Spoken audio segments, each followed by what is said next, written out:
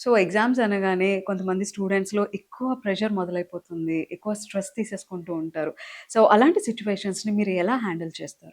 జనరల్‌గా ఈ tension, stress, strain అనేది కామన్ ఏ స్టూడెంట్‌కైనా కూడా. ఎస్పెషల్లీ ఎప్పుడైతే యూనిట్ టెస్ట్‌లు పెడతామో, అంటే యూనిట్ టెస్ట్‌లనేది ఎక్కువ సిలబస్‌లో ఉంటాయి. వీకెండ్ టెస్ట్‌లనేది తక్కువ సిలబస్‌లో ఉంటాయి.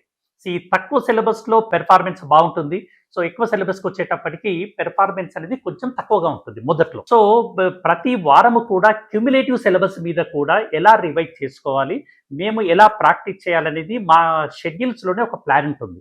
సో, ఈ ప్లాన్ మూలంగా ఈ ఎక్కువ సిలబస్‌లో పెట్టే మాడ్యూల్ టెస్ట్ గాని, యూనిట్ టెస్ట్ గాని, పార్ట్ టెస్ట్ గాని, గ్రాండ్ టెస్ట్‌లో గాని అకాడమిక్స్ పరంగా, సబ్జెక్ట్ పరంగా పిల్లలకి క్లారిటీ అయితే ఉంటుంది.